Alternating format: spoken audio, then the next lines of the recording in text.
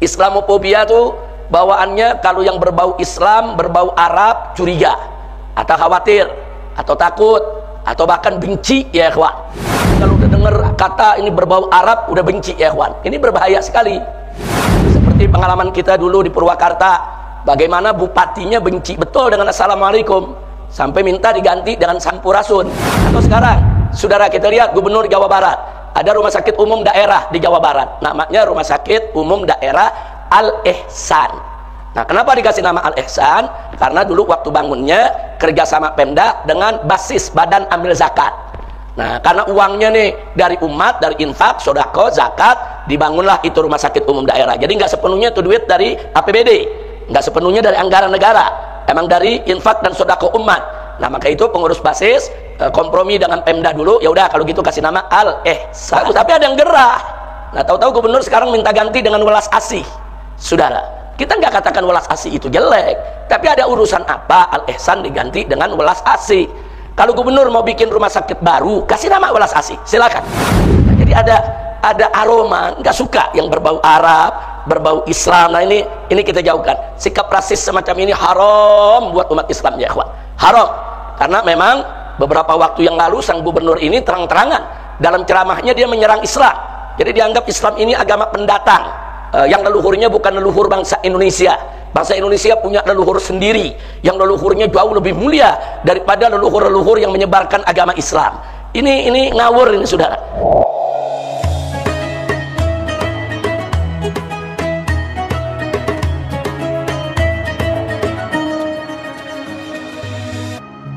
Jadi kita nggak usah alergi dengan bahasa Arab yang sudah jadi bahasa Indonesia, karena masih ada orang-orang yang Islamophobia. Islamophobia tuh bawaannya kalau yang berbau Islam, berbau Arab, curiga atau khawatir atau takut atau bahkan benci, ya ikhwan. Jadi kalau udah dengar kata ini berbau Arab udah benci, ya ikhwan. Ini berbahaya sekali. Seperti pengalaman kita dulu di Purwakarta, bagaimana bupatinya benci betul dengan assalamualaikum sampai minta diganti dengan sampurasun. Saudara, nah kita bukan sampurasun itu jelek, sampurasun itu bagus, tapi nggak boleh menggantikan assalamualaikum. Silakan setelah assalamualaikum mau pakai sampurasun nggak apa-apa. Nah, atau setelah assalamualaikum kita mau tambah selamat pagi, selamat siang, selamat sore, selamat malam, silakan. Tapi jangan assalamualaikum diganti dengan selamat pagi, diganti dengan selamat malam, apalagi diganti dengan salam sejahtera. Walaupun dalam pengertiannya memang sama saja. Nah, tapi jangan, nggak boleh. Nah, tapi bagi orang-orang yang Islamophobia, benci betul kalau udah dengar Arab, Islam, benci betul, saudara. Nah, ini berbahaya. Nah, atau sekarang saudara kita lihat gubernur Jawa Barat, ada rumah sakit umum daerah di Jawa Barat, namanya Rumah Sakit Umum Daerah Al-Ihsan. Nah, kenapa dikasih nama Al-Ihsan? Karena dulu waktu bangunnya kerjasama Pemda dengan basis Badan Amil Zakat. Nah, karena uangnya nih dari umat, dari infak, sodako, zakat, dibangunlah itu rumah sakit umum daerah. Jadi nggak sepenuhnya itu duit dari APBD, nggak sepenuhnya dari anggaran negara, emang dari infak dan sodako umat. Nah, maka itu pengurus basis kompromi dengan Pemda dulu, ya udah kalau gitu kasih nama Al-Ihsan. Nah, saya mau tanya, bagus gak itu nama? Bagus, tapi ada yang gerah. Nah, tahu-tahu gubernur sekarang minta ganti dengan welas asih. Saudara, kita nggak katakan welas asih itu jelek, tapi ada urusan apa Al-Ihsan diganti dengan welas asih? Kalau gubernur mau bikin rumah sakit baru, kasih nama welas asih, silakan. Bikin rumah sakit baru namanya Rumah Sakit Sampurasun, silakan. Bikin rumah sakit baru namanya Rumah Sakit Welas Asih, silakan. Saudara, kenapa yang sudah ada uang dari bantuan umat kok diganti dari Al-Ihsan ke Welas Asih? Kenapa? Karena dia nggak suka tuh kata Al-Ihsan, dianggap ini Arab, ini bau Islam, ini Arab. Kenapa mesti Al-Ihsan? Padahal ihsan itu sudah jadi bahasa Indonesia. Iman, Islam, ihsan itu bahasa Arab yang sudah jadi bahasa Indonesia. Saudara, Oh, tahu-tahu begitu ditanya wartawan dia ngeles. Ah, ini kan cuma sekedar ganti nama. Tunggu dulu. Siapa bilang ganti nama itu enggak berimbas? Ganti nama itu berat. Karena itu nanti menyangkut administrasi. Berarti pelangnya diganti, kop suratnya diganti, kop amplopnya diganti, stempelnya diganti. Bukan itu lagi, sertifikatnya juga diperbaiki, itu nama, perizinannya juga namanya mesti diperbaiki lagi. Itu semua biaya. Nah, jadi jangan yang konyol-konyol lah. Nama Al-Ihsan diganti, kecuali kalau namanya jelek, saudara. Wah, ini namanya jelek nih. Umpamanya rumah sakit apa? Rumah sakit Cebok umpamanya. Nah, ini kan jelek namanya, ganti sama rumah sakit Welas Asih. Saya mau tanya, rumah sakit Al-Ihsan bagus tidak? Ada urusan apa diganti Welas Asih, ya kawan? Nah, jadi ada aroma, nggak suka yang berbau Arab, berbau Islam. Nah, ini kita jauhkan. Sikap rasis semacam ini haram buat umat Islam, ya kawan. Haram. Karena memang beberapa waktu yang lalu sang gubernur ini terang-terangan dalam ceramahnya dia menyerang Islam. Jadi dianggap Islam ini agama pendatang, yang leluhurnya bukan leluhur bangsa Indonesia. Bangsa Indonesia punya leluhur sendiri yang leluhurnya jauh lebih mulia daripada leluhur-leluhur yang menyebarkan agama Islam. Ini ngawur ini, saudara. Nah, jadi dia benci dengan Islam, dengan Arab, saudara, sehingga menumbuhkan sikap rasis. Dan saat ini dia kadang-kadang ceramah di mana-mana, saya difitnah, katanya saya benci Islam, saya difitnah, saya dilawan, katanya saya begini begitu. Bukan difitnah, fakta. Anda merubah Purwakarta dari kota santri jadi kota berhala. Berhalanya masih ada sampai sekarang. Nah, fakta. Anda mengganti assalamualaikum dengan sampurasun, bukan fitnah, fakta. Nah, kini juga fakta. Anda mau ganti kata ihsan dengan welas asih. Saudara, jangan apa namanya, jangan kelewatan. Jangan nanti di Bandung ada juga rumah sakit Hasan Sadikin, diganti juga lagi nanti. Nah, itu kan Hasan kan juga bahasa Arab, Sadikin bahasa Arab. Itu kan nama tokoh Jawa Barat dulu. Hasan Sadikin itu dulu nama tokoh besar di Jawa Barat, diabadikan namanya jadi rumah sakit, saudara. Nah, terus bagaimana? Terus sekarang nanti kamar jenazah mau diganti jadi kamar layah begitu. Atau kamar bangke. Astagfirullahaladzim. Jenazah bahasa Arab, saudara. Jadi nggak usah menanamkan atau mengaplikasikan dalam kehidupannya kebencian, sikap rasis, fasis terhadap sesuatu yang berbau Islam. Nah, ini yang perlu saya sampaikan, ya kawan. Nah, jadi silakan bikin rumah sakit yang banyak. Yang satu nama rumah sakit Welas Asih, yang satu rumah sakit apalah, dikasih nama, silakan. Yang sudah ada bantuan umat, duit dari umat, nggak usah dikutak-katik. Karena ganti nama aja, jangan kita bicara rumah sakit nih MS nih, kalau besok ganti nama ya berarti kan lambangnya ganti, berarti tulisan-tulisan MS-nya diganti, berarti buku-buku yang dicetak di MS, kertas-kertas, surat-surat semua diganti. Itu biaya, saudara, bukan enggak. Nah, begitu akte notarisnya juga mau nggak mau diurus, dirubah lagi tuh. Jangan, perubahan nggak gampang, perubahan yang nggak perlu, ya kawan. Nah, itu yang kita mau sampaikan, ya kawan. Jadi sekali lagi, stop sikap rasis, saudara. Nabi dulu sudah mengajarkan kita. Pada saat muhajirin datang ke Madinah, Nabi ajarkan kepada muhajirin dan ansor, nggak ada itu pribumi, nggak ada itu pendatang, ya kawan. Mereka semua muslim bersaudara. Nah, tiba-tiba ada Abdullah ibn Ubay ibn Salul yang mencoba, saudara, mempropagandakan sikap rasis. Dia katakan kita nih pribumi orang-orang yang mulia, sedangkan muhajirin tuh datang orang-orang yang hina, orang-orang yang rendah. Itu marahnya Nabi luar biasa, sampai Sayyidina Umar ibn Khattab radhiyallahu taala anhu datang kepada Nabi. Apa beliau katakan? Ya Rasulullah, murni an aqta'a ra'sah. Ya Rasulullah, perintahkan aku untuk aku tebas batang leher orang ini. Masya Allah. Kenapa? Karena Abdullah ibn Ubay ibn Salul ini dodongkotnya munafik. Nah, dia mencoba melakukan propaganda. Oh, ini kita nih pribumi orang Madinah, muhajirin tuh pendatang.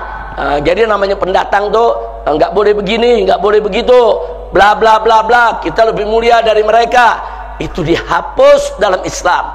Tidak ada pendatang, tidak ada pribumi. Yang ada kita semua bersaudara. Innamal mu'minuna ikhwatun, al muslimu akhul muslim. Itu yang kita pegang ya ikhwan. Selama kita muslim, kita semua bersaudara. Jadi istilah pribumi, pendatang boleh digunakan, tapi jangan digunakan untuk propaganda jahiliyah. Boleh digunakan untuk sekedar pengenalan, tapi jangan digunakan saudara untuk melakukan propaganda rasis dan fasis. Na'udzubillah min dzalik. Hati-hati, karena di Indonesia ini mulai ada suku-suku saudara yang mengangkat persoalan rasis dan fasis. Nah, sehingga nanti ada suku lain yang tersinggung, saudara. Nggak boleh. Indonesia ini ada 300 suku lebih ya, ikhwan. Nah, semua suku punya kelebihan, semua suku punya keistimewaan. Silakan bangga dengan keistimewaan yang Allah berikan kepada mereka, tapi jangan sekali-kali merendahkan suku lain ya, ikhwan. Ingat, di Indonesia ada 300 suku. Nanti kalau satu suku ngebangga-banggain diri, ngerendahin suku lain marah, nanti suku yang menghina tersebut, yang ada di daerah tersebut bisa diusir ya ikhwah. Dan itu pernah terjadi di beberapa wilayah di Indonesia, di Sambas, di Sampit, di Lampung, saudara. Bagaimana di Kalimantan bentrok antara suku Dayak dengan suku Madura, bagaimana di Lampung bentrok antara suku Lampung asli dengan suku Jawa yang dianggap pendatang ke sana. Nah, ini nggak boleh terjadi di negeri kita ya ikhwan. Nggak boleh. Masyarakat Sunda dari dulu terkenal dengan welas asihnya, ramahnya. Suku apa aja yang datang di wilayah Sunda diterima. Yang penting dia tidak merusak masyarakat Sunda. Betul? Oh, di Sunda suku apa aja ada ya ikhwan. Mau cari yang Batak ada, yang Aceh ada, yang Arab, yang Cina, yang India. Di tataran Sunda banyak orang-orang pendatang.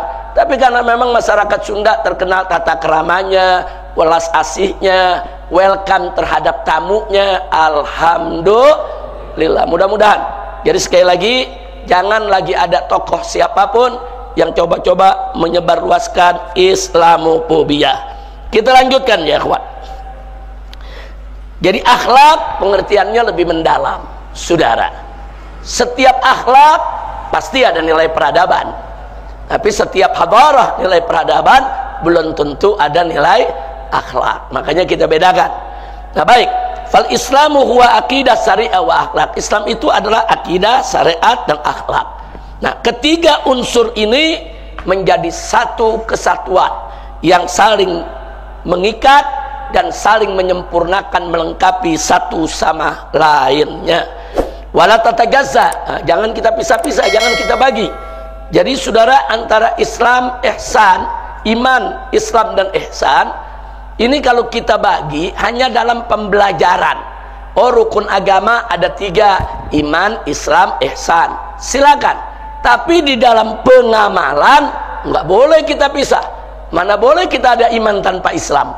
Mana boleh kita Islam tanpa iman? Mana ada ceritanya iman Islam itu tanpa akhlak? Nggak boleh tanpa ihsan. Iman, Islam, ihsan harus seiring sejalan. Siapa beriman, dia harus jalankan Islam. Siapa beriman, saudara, dia harus tegakkan Islam. Dan siapa menegakkan Islam dengan ikhlas, niscaya ihsannya akan sempurna, saudara. Orang kalau akidahnya kuat, maka syariat tegak, sholat dilaksanakan, puasa dilaksanakan. Nah, kalau syariat sudah tegak, maka akan melahirkan akhlak yang mulia, saudara. Maka itu tadi, iman, Islam, ihsan tidak boleh dipisahkan. Baik. Nah, akhirnya di sini kita ingatkan, kalau dikatakan Islam bukan filsafat, Islam bukan thaqafah, Islam bukan hadarah, bukan berarti dalam Islam tidak ada filsafat, tidak ada hadarah, dan tidak ada thaqafah. Bukan. Di dalam Islam ada hadarah, ada filsafat, saudara, ada thaqafah, ada. Tapi kita ingatkan bahwa Islam tidak lahir dari thaqafah, Islam tidak lahir dari hadarah, Islam tidak lahir dari filsafat, tapi Islam melahirkan filsafat. Itu yang kita sebut filsafat Islam. Islam melahirkan hadarah peradaban. Itu yang kita sebut dengan hadarah Islam. Islam melahirkan tsaqafah, wawasan. Nah, maka itu yang kita sebut dengan tsaqafah Islamiyah. Nah, jadi tolong dibedakan. Jadi kalau ada filsafat Islam, tsaqafah Islam, hadarah Islam, maksudnya filsafat, tsaqafah dan hadarah yang lahir dari rahim Islam, sehingga filsafat, tsaqafah dan hadarah tersebut tidak bertentangan dengan ajaran Islam. Insya Allah, itulah yang kita bacakan pada kesempatan ini dari kitab Manahijut Tamyiz. Mudah-mudahan insya Allah menjadi pegangan buat kita semua. Terima kasih kepada para ustadz, para guru yang mengajar, dan terima kasih kepada seluruh santri yang sudah menyambut para tamunya dengan baik. Mudah-mudahan Allah berkahi kita semua. Dan sebagai pengumuman untuk para kiai, untuk para guru, para ustadz, insya Allah hari Ahad besok ini bertepatan dengan tanggal 10 Muharram, kita dianjurkan untuk puasa Asyura. Nah, sekaligus kita mengundang, nah, bagi para guru, para santri dimanapun berada, semuanya kita undang. Insya Allah kita akan menggelar acara peringatan hari Asyura. Nah, peringatan hari Asyura di Masjid Keramat Luar Batang, dimulai dari jam 2 siang. Kita ziarah dulu ke makam Habib Husain bin Abu Bakar terus kita di sana baca doa Asyura, kita baca tahlil, kita baca Yasin, baca doa, istighfar, zikir dan lain sebagainya sampai sholat asar. Nah, sholat asarnya di dalam masjid. Setelah sholat asar, di situ kita ada acara managib daripada Sayyidina Husain, dan juga ada ceramah-ceramah dari para habaib dan para ustadz kita. Ditutup dengan sholat maghrib dan buka puasa bersama. Nah, jadi buka puasanya di sana, makanya kita undangnya siang sampai maghrib, insya Allah. Nah, yang perlu dicatat bahwa kita merayakan peringatan Asyura dengan perspektif Ahlus Sunnah wal Jamaah. Karena sekarang ini nggak boleh cerita tentang Ahlul Bait langsung dituduh Syiah. Cerita soal Siti Fatimah langsung dibilang Syiah. Cerita tentang Sayyidina Ali difitnah sebagai Syiah. Memperingati Asyura juga dituduh Syiah, saudara. Nah, jadi kalau orang Syiah menunjukkan rasa cinta kepada Ahlul Bait dan merayakan Asyura, itu urusan mereka. Ahlus Sunnah cintanya kepada Ahlul Bait nggak kalah dengan Syiah, saudara. Ahlus Sunnah di mana-mana dari dulu sampai hari ini sangat mencintai Ahlul Bait. Nah, kalau orang Syiah merayakan Asyura, urusan mereka. Bukan berarti Ahlus Sunnah nggak boleh memperingati Asyura. Ada apa di Asyura? Asyura banyak kejadian penting. Nabi Adam alaihissalam taubatnya diterima oleh Allah pada hari Asyura. Nah, begitu juga Nabi Nuh alaihissalam diselamatkan dari air bah yang 100 hari lebih terombang-ambing di Tofan, saudara, di air bah, diselamatkan oleh Allah juga pada hari Asyura. Nah, begitu juga Nabi Yunus, Allah selamatkan dari perut ikan yang menelannya juga pada hari Asyura. Begitu juga Nabi Musa, saudara, yaitu diselamatkan oleh Allah dari kejaran Fir'aun, dan Fir'aun Allah tenggelamkan dengan pasukannya juga pada hari Asyura. Nah, pantas saja di hari Asyura Nabi menganjurkan kita untuk puasa. Bahkan orang Yahudi juga puasa Asyura. Dulu orang-orang kafir jahiliyah juga puasa Asyura, saudara. Nah, untuk membedakan puasanya orang Islam dengan puasanya Yahudi, dengan puasanya kafir jahiliyah, maka kita dianjurkan puasa juga satu hari sebelumnya, yaitu puasa Tasu'a dan puasa Asyura. Nah, kemudian di hari berikutnya setelah wafatnya Nabi terjadi peristiwa besar. Sayyidina Husain bersama keluarganya dan bersama sahabat-sahabatnya, lebih dari 70 orang, mereka digiring ke padang Karbala dan dibantai. Sayyidina Husain dengan beberapa anaknya dibantai. Sayyidina Husain dipenggal kepalanya, saudara. Nah, kemudian keponakan-keponakannya juga dari anak-anak Sayyidina Hasan ada yang dibunuh di padang Karbala. Begitu juga dari anak-anak Ja'far, dari anak-anak Agil, keponakan misanannya, juga keponakan misannya, banyak yang terbunuh di padang Karbala. Ini bukan peristiwa biasa, ini peristiwa besar. Keluarga Nabi dibantai, saudara. Tapi kita Ahlus Sunnah memperingatinya bukan dengan meratap, bukan. Syiah memperingatinya dengan ratapan. Kita Ahlus Sunnah meratap haram, an-niyahah haram. Nah, dan kalau Syiah kita lihat sebagian dari mereka memperingatinya dengan melukai diri. Ada pakai pedang, pukul-pukul diri sampai luka, sampai berdarah, ya ikhwan. Kita Ahlus Sunnah nggak boleh. Itu jenis ratapan, itu ratapan yang ekstrim. Sedih boleh, silakan. Tapi ada yang lebih penting daripada sekedar sedih, yaitu fakta biru ya ulil absar. Kita mengambil iktibar, kita ambil pelajaran. Kenapa Husain dibunuh? Kenapa Husain harus digiring ke Karbala? Kenapa Sayyidina Husain dan keluarga kok diperlakukan begitu? Ada apa yang terjadi? Ahlus Sunnah harus menjelaskan itu kepada umat. Insya Allah akan kita dengarkan penjelasannya pada hari Ahad besok, saudara, jam 2 sampai buka puasa bersama di Masjid Keramat Luar Batang. Nah, silakan kalau hari ini ada saudara-saudara kita, kawan-kawan kita yang gak hadir, para ajengan, para kiai, bisa diinformasikan. Begitu juga para santri-santri pondok pesantren. Itu saja yang bisa saya sampaikan. Mudah-mudahan Allah memberkahi kita semua. Doakan guru-guru kita, Kiai Husnuddin, kemudian ajangan cucun Kiai Nasai, juga kiai-kiai yang lain. Kita doakan semua agar panjang umur dalam taat dan ibadah, panjang umur dalam sehat walafiat. Amin ya rabbal alamin.